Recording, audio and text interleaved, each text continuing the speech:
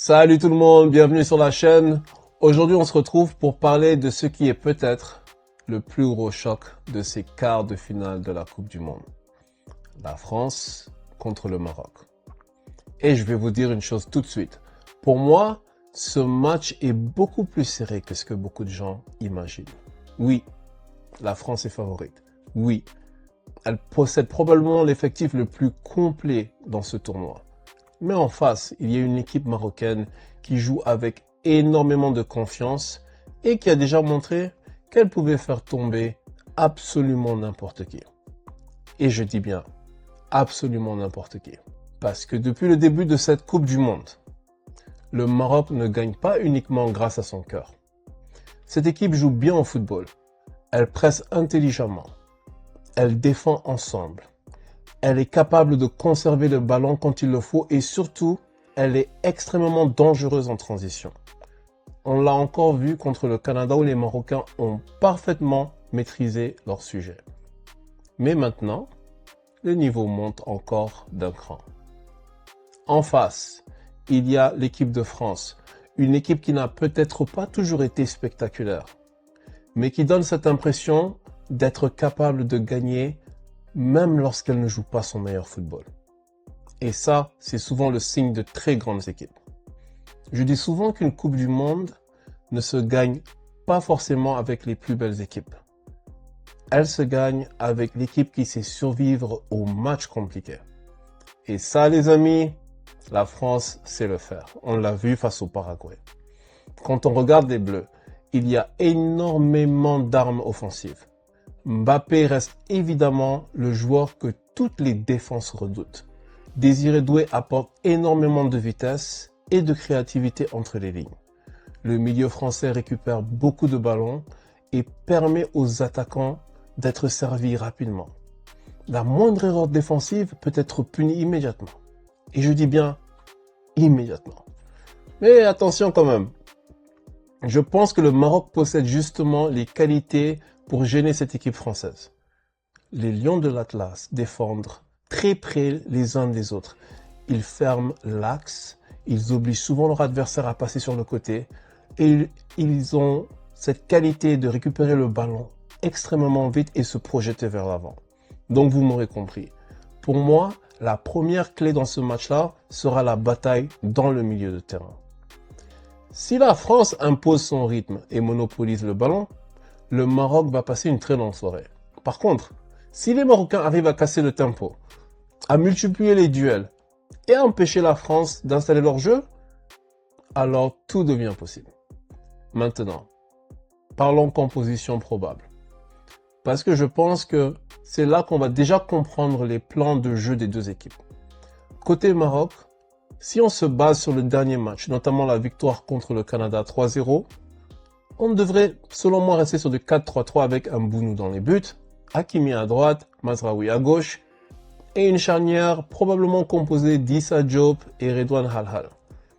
Au milieu, on retrouverait Bouhaddi, El Ainaoui et Ounahi, trois joueurs capables de courir, de presser, mais aussi de ressortir proprement le ballon.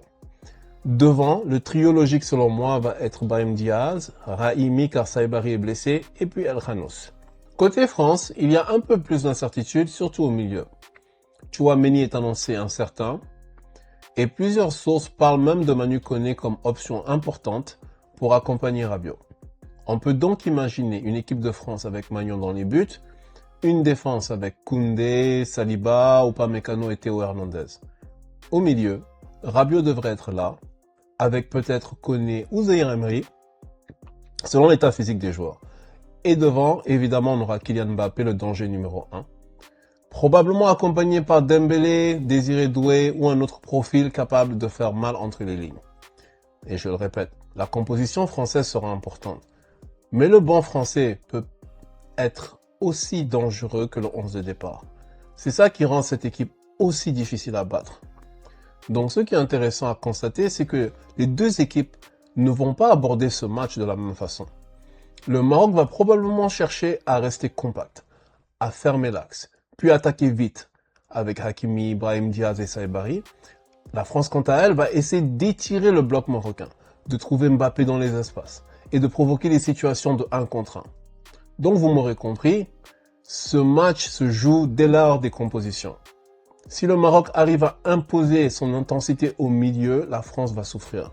Mais si la France trouve rapidement les joueurs offensifs entre les lignes, là, ça va devenir compliqué pour les Lions de l'Atlas. On sait que personne ne peut réellement arrêter Mbappé pendant 90 minutes.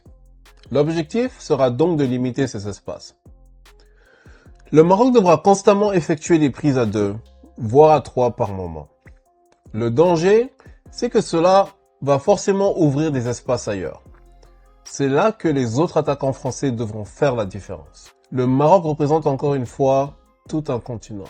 Les supporters seront très nombreux dans le stade. On connaît l'ambiance que les Marocains sont capables de créer. Cette énergie peut pousser l'équipe à se dépasser pendant 90 minutes. Mais la France possède quelque chose que peu d'équipes ont, malheureusement. Ils ont l'expérience des grands rendez-vous. Beaucoup des joueurs français ont déjà disputé des finales, des demi-finales et des matchs sous une pression énorme. Ils savent gérer ces moments où tout peut basculer. Alors, dites-moi quel est votre pronostic? Je pense sincèrement que le Maroc va poser énormément de problèmes à l'équipe de France. Moi, je ne serais pas surpris de voir les Lions de l'Atlas ouvrir le score ou tenir 0-0 pendant une bonne partie du match. Leur organisation défensive est suffisamment solide pour frustrer l'équipe de France. Mais sur la durée, j'ai le sentiment que la profondeur du banc de l'équipe de France et la qualité individuelle finiront par faire la différence. Je vois un match quand même fermé, très tactique, avec énormément d'intensité. Un match où chaque duel comptera. Un match où les détails feront toute la différence. Moi, perso, mon pronostic, c'est France 2-1, après un énorme combat. Mais moi, je peux vous dire une chose. Si là, le Maroc crée l'exploit, moi, je suis pas surpris demain. Cette équipe a déjà prouvé à maintes reprises qu'elle pouvait renverser les pronostics. C'est justement pour ça que je dis que ce quart de finale est probablement l'un des matchs les plus attendus de cette Coupe du Monde. Donc dites-moi, c'est quoi votre pronostic dans les commentaires? Est-ce que vous pensez que l'équipe de France va continuer son chemin vers les demi-finales? Ou est-ce que vous pensez que le Maroc va écrire une nouvelle page de son histoire? Une chose est sûre, c'est que demain, on va assister à un très très grand match de football. Alors, d'ici là, prenez soin de vous. J'espère que vous avez kiffé la vidéo. Si c'est le cas, n'hésitez pas à me lâcher un like, à subscribe. Et prenez soin de vous. Je vous vois lors du débrief. Bon match à tous. Peace.